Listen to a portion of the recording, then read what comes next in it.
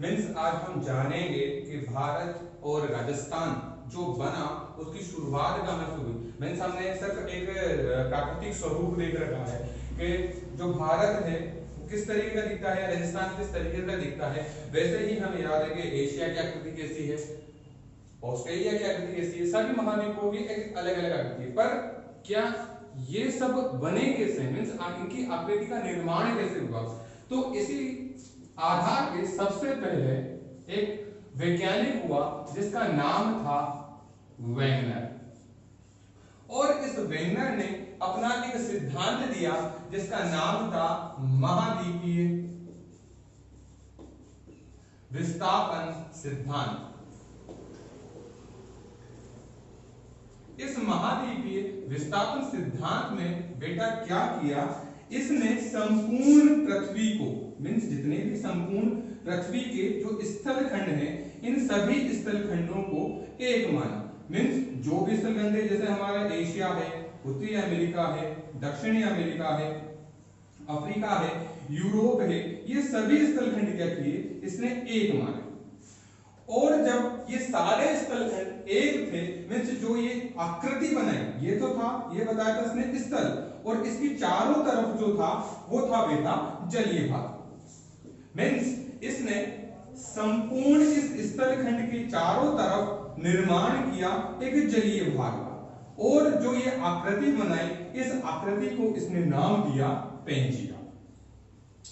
क्या नाम दिया बेटा, पेंजिया नाम दिया। और जब इस पेंजिया का इसने निर्माण बताया, ये निर्माण बताया बेटा आर्कियन युग में। आर्कियन मीन्स आर्कियन जो कल्प हुआ उसमें इसका निर्माण बताया। जैसे ही ये काल निकला, इसके बाद एक काल आया जिसका नाम था कार्बोनिफेरस कल्प। और इस कार्बोनिफेरस कल्प में क्या हुआ, ये दोनों स्थलखंड एक दूसरे से अलग हो गए। किसमें हुए, कार्बोनिफेरस युग। कार्बोनिफेरस युग आया, और इस कार्बोनिफेरस युग में दोनों स्थलखंड जो थे वो अलग अलग हो गए, और इन दोनों स्थलखंडों को नाम दिया गया, उत्तरी जो स्थलखंड था उसे कहा गया अंगारा लैंड, और दक्षिण में जो था उसे कहा गया गोंडवाना लैंड। अंगारा लैंड जो था बेटा वो एक दृढ़ भूखंड था। क्या था, एक दृढ़ भूखंड था जो कि कठोर था सर्वाधिक। इसी आधार पर जो गोंडवाना लैंड था वहीं से हमारे भारत की शुरुआत हुई। फिर से बढ़ते हैं कि पेंजिया जो था एक संपूर्ण स्थलखंड जो आर्कियन युग में था, परंतु इस पेंजिया का विखंडन हुआ कार्बोनिफेरस युग में, और दो अलग अलग भागों का निर्माण हुआ। उत्तरी भाग कहलाया अंगारा लैंड और दक्षिणी कहलाया गोंडवाना लैंड। जो अंगारा लैंड कहलाया उसे कहा गया लॉरेशिया, उसे कहा गया लॉरेशिया। और जो ये दोनों स्थलखंड है उनको एक महान भूवैज्ञानिक जिनका नाम था कोबर, और इन कोबर ने एक सिद्धांत दिया था भूसन्नति सिद्धांत।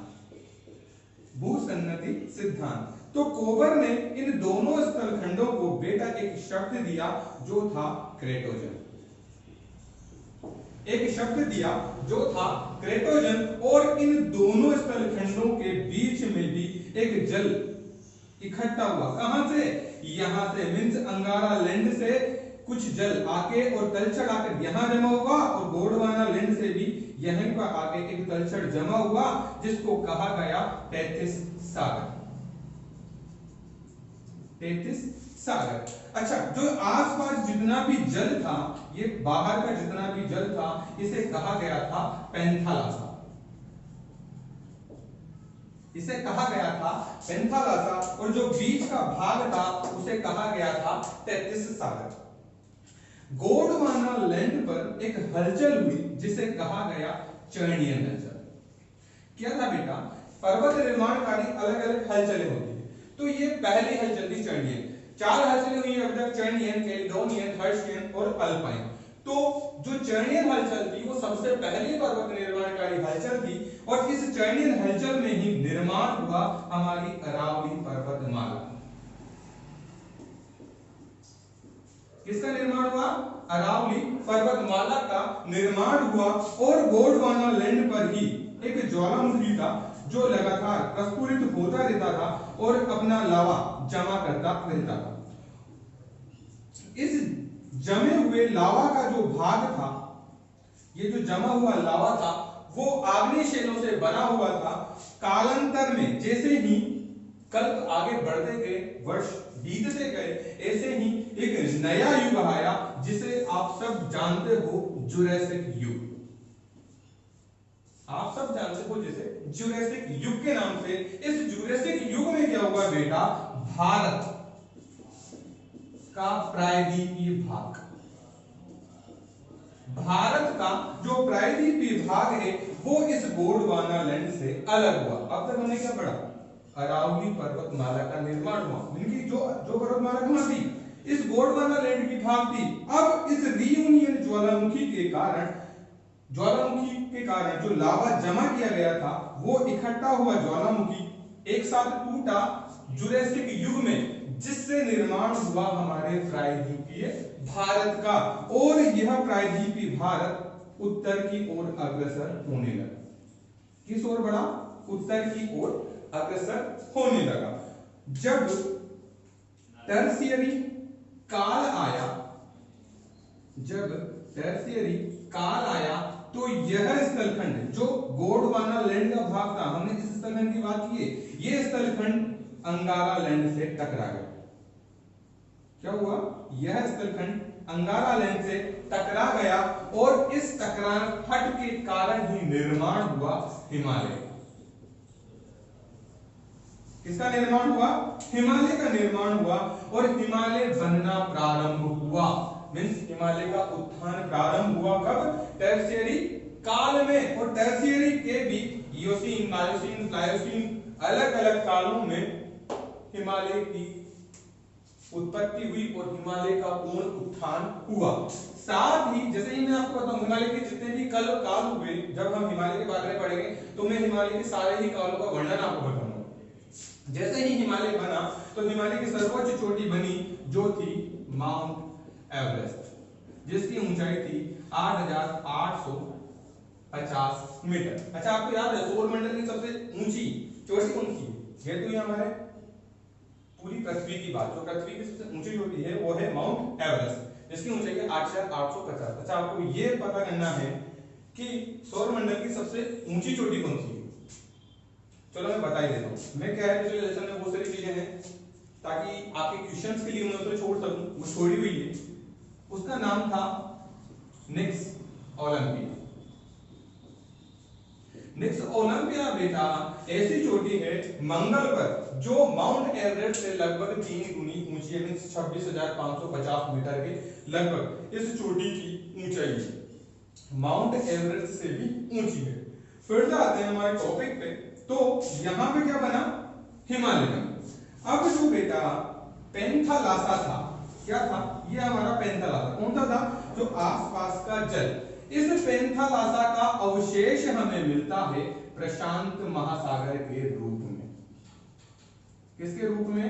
प्रशांत महासागर के रूप में। और जो हमें लोरेशिया का अवशेष मिलता है वो मिलता है हमें यूरेशियन प्लेट के रूप में। मींस इसका जो अवशेष था वो था यूरेशियन प्लेट और पेंथालासा का अवशेष क्या हुआ? प्रशांत महासागर। अब क्या बन चुका है? हमारा हिमालय बन गया, हमारा प्रायद्वीपीय भारत बन चुका है। और इस प्रायद्वीपीय भारत और इस हिमालय के बीच में था हमारा उत्तरी पूर्वी मैदानी भाग। जब हिमालय से जो नदियां निकली और वो नदियां क्या है? ये जो तलछट था, ये तलछट एक साथ इकट्ठा भी हुआ जब तो हिमालय बना। इसीलिए तो कहा जाता है कि हिमालय का जो पालना ग्रह है वो है तैतीस सागर। क्या है? तैतीस सागर। क्योंकि वो एक साथ यहाँ के जितने भी लवण थे, जो जितने भी जो तलछट जमा था, वो तलछट एक साथ इकट्ठा किया और एक साथ ले जाके इस हिमालय का निर्माण किया। यहां से जितनी भी नदियां निकली इस तलछट को जैसे ही उत्तरी पूर्वी मैदान में जमा किया तो उत्तरी पूर्वी मैदान का निर्माण हुआ, जो बना हमारे तैतीस सागर के अवशेष के रूप में। और जो हमारा उत्तरी पूर्वी मैदानी भाग है, वो उत्तरी पूर्वी मैदानी का भाग का अवशेष राजस्थान में है, उत्तरी पूर्व का मैदान। और ये उत्तर पूर्व का मैदान राजस्थान में निर्मित किया गया किन नदियों के द्वारा? चंबल के द्वारा, बनास के द्वारा, बाणगंगा के द्वारा और माही के द्वारा। इस उत्तरी पूर्वी मैदान का निर्माण हम जैसे ही राजस्थान का होते आएगा उसमें पढ़ेंगे। तो किसका निर्माण होगा? इधर तो अरावली का निर्माण हो गया, इधर हिमालय का निर्माण होगा, प्रायद्वीपीय भाग बढ़ गया, उत्तरी पूर्वी मैदान राजस्थान का बन गया, उत्तरी पूर्वी मैदान भारत का बन चुका है। अब बनना था हमारा थार का डेजर्ट। थार का डेजर्ट क्या है बेटा? जैसे ही ये भाग निकला था इसी के साथ जो उसके अवशेष थे, मींस 33 सागर के जो अवशेष थे, उन्हीं 33 सागर के अवशेष जो स्थित रहे, कहीं भी न टकराए, और जो तलछट जमा था उसी तलछट से बना हमारा थार का डेजर्ट या थार का मरुस्थल। अच्छा, ये थार का मरुस्थल किसका अवशेष भाग है? मींस जैसे हम कहते हैं कि भाग है किसका? सहारा का। पर अब सहारा का नहीं, अब आपके सहारा का नहीं आता, अब आता आपका पेलियो आर्किटिक ऑस्ट्रेलियन मरुस्थल का ये भाग है, थार का मरुस्थल। तो थार का मरुस्थल की बात हो जाए या फिर उत्तरी पूर्वी मैदान राजस्थान की बात हो जाए तो दोनों किससे बने हैं? 33 सागर से बने हैं। वहीं गोंडवाना लैंड से क्या क्या बना है? गोंडवाना लैंड से बना है हमारा प्रायद्वीपीय भारत, हमारा हाड़ौती का पठार। कैसे? क्योंकि प्रायद्वीपीय भाग का ही तो भाग है हाड़ौती का पठार। हाड़ौती का पठार प्रायद्वीपीय भाग का ही तो भाग है। कैसे? प्रायद्वीपीय भाग में दक्कन ट्रेंड का भाग है, क्योंकि दक्कन ट्रेंड का ही भाग मालवा का पठार है, और मालवा का जो पठार है वही अपना भाग राजस्थान में कहलाता है हाड़ौती के पठार के नाम से। मींस गोंडवाना लैंड से क्या क्या बना? राजस्थान में गोंडवाना लैंड से बना अरावली पर्वतमाला और हाड़ौती का पठार। वहीं भारत में गोंडवाना लैंड से क्या क्या बना? गोंडवाना लैंड से बना हमारा प्रायद्वीपीय भारत। अब प्रायद्वीपीय भारत बन गया, अरावली बन गई, सर इसके साथ और भी क्या चीजें टूटी थी? हाँ बेटा, जो प्रायद्वीपीय भारत था उसी के साथ टूटा था हमारा मेडागास्कर। जैसे आपको याद हो, एक महान सा एक स्थलखंड है जो अफ्रीका के जस्ट पूर्व में स्थित है, वो है मेडागास्कर। वो हमारे भारतीय प्रायद्वीप का भाग है। कोबर जो था, वापस आते हैं कोबर पर। इस कोबर ने इन दोनों स्थलखंडों को कहा था अंगारा लैंड और गोंडवाना लैंड को क्या कहा था? क्रेटोजन था। पर इसने जो सिद्धांत दिया था वो पर्वतों के ऊपर दिया था, जो था भूसन्नति सिद्धांत। मींस पर्वतों से जो तलछट उतरा वो सागरों तक कैसे गया और उनके किस बल के कारण फिर से पर्वतों की उत्पत्ति और तीव्रता से हुई। पर जो वेंगर था, इस वेंगर ने महाद्वीपीय विस्थापन सिद्धांत दिया, जिसने ये बताया कि ये जो सारे स्थलखंड थे वो किस तरह से एक दूसरे से मिले हुए थे, और यह जो वर्गीकरण है लगभग अब तक सटीक माना जाता है।